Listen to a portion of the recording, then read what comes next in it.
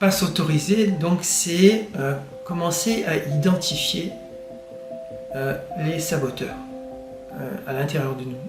Je ne vais pas énoncer les difficultés extérieures parce que ce qui est à l'extérieur vient de l'intérieur. Si à l'intérieur de nous, on a identifié ce qui nous sabote, ce qui nous empêche de réaliser notre potentiel, on a fait 80% du travail.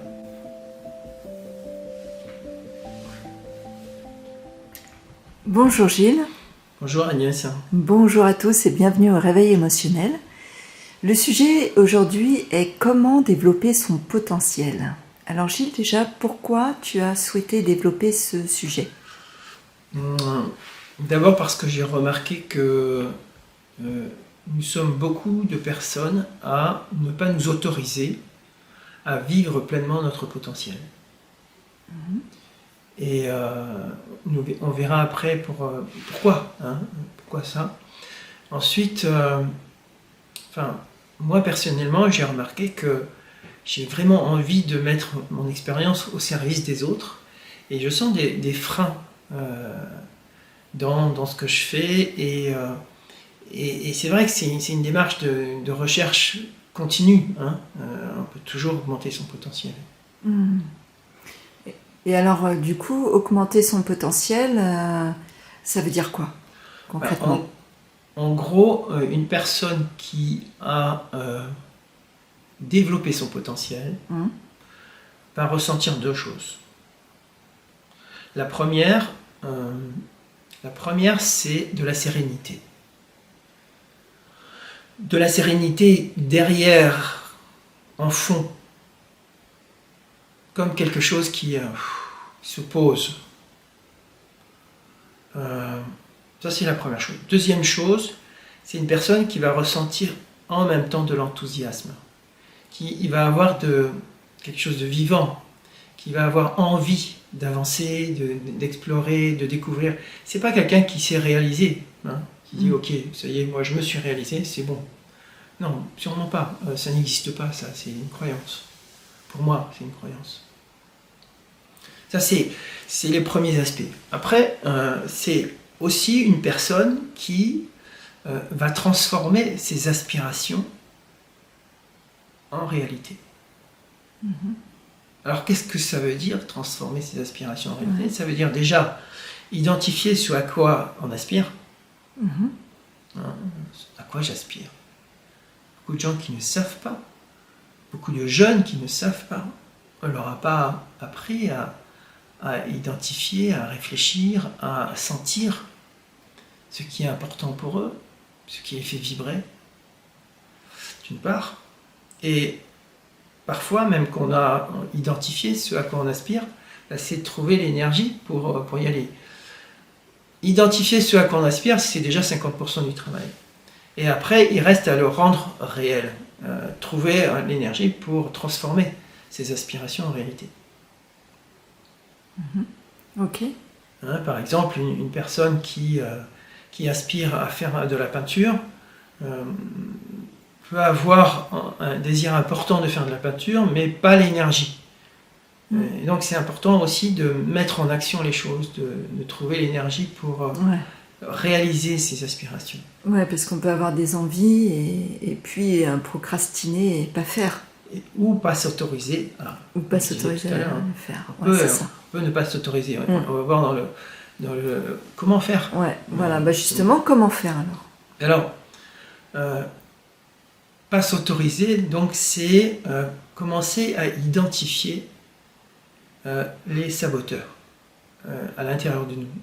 Je ne vais pas énoncer les difficultés extérieures parce que ce qui est à l'extérieur vient de l'intérieur. Si à l'intérieur de nous, on a identifié ce qui nous sabote, ce qui nous empêche de réaliser notre potentiel, on a fait 80% du travail. Les difficultés extérieures existent, bien sûr, il ne s'agit pas de les nier, mais le gros du travail pour moi se situe à l'intérieur. Et identifier les saboteurs, moi je parle de saboteurs, mais c'est pas forcément des parts de soi qui cherchent à nous saboter. C'est des parts de soi qui cherchent à nous garder dans un passé, qui cherchent à nous protéger, mais de façon inadaptée. enfant, on a besoin de protection, mais parfois adulte, on n'a plus besoin de ces protections. Et donc c'est identifier les peurs qui sont cachées derrière. Et c'est ça le gros du travail que je fais en coaching, essentiellement en coaching, mais aussi dans les trainings que j'anime. Après, qu'est-ce que je fais avec ces saboteurs? Évidemment, une fois que j'ai identifié, par exemple, le saboteur des saboteurs, ça peut être tout à fait... C'est la peur d'avoir peur. Donc, on vit dans une société où avoir peur, c'est une faiblesse. Or, avoir peur, c'est complètement, mais à 100% naturel. Et on se cache cette réalité. Et du coup, si on a peur d'avoir peur, du coup, on est paralysé. On ne peut pas ne pas avoir peur, c'est pas possible. La peur est complètement naturelle et elle est à accueillir, à accepter. Donc, et principalement chez les hommes, c'est arriver à accueillir sa peur. Accueillir sa peur. Et une fois qu'on a accueilli sa peur, commencer à dialoguer avec elle et voir qu'est-ce qu'elle a envie de nous dire. Quand j'ai accepté que j'ai peur, je vais commencer à voir quelle est cette part de moi qui a peur et de quoi elle a peur. Et là, j'ai dépassé ma peur d'avoir peur. Parce que c'est ça le plus dangereux chez nous, c'est cette peur d'avoir peur. La peur est complètement naturelle. Ouais. Donc, en gros, pour développer son potentiel, il faut déjà commencer par dépasser sa peur. C'est les deux, c'est écouter son désir, que ça c'est une énergie qui est énorme aussi. Et deux, quand on a écouté son désir, c'est d'identifier les peurs qui viennent faire barrière à son désir. Ok. Donc s'il y avait une chose à retenir, ce serait ça? C'est de rester en contact avec soi et d'être attentif dans son quotidien sur son désir et bien sûr la peur qui est attaché à ce désir et qui fait que son aspiration ne devient pas réalité ou devient réalité. Ok.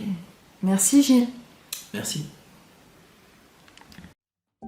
Si tu aimes cette vidéo et que tu veux nous encourager à continuer, nous t'invitons à t'abonner à la chaîne, à liker l'épisode et à laisser un commentaire pour nous donner ton avis. Tu peux aussi partager cette vidéo avec ton entourage si tu penses que ça peut les intéresser. Si tu as envie d'aller plus loin, Gilles propose des trainings et coachings en intelligence émotionnelle. Retrouve toutes les informations sur le site odysseemotion.com.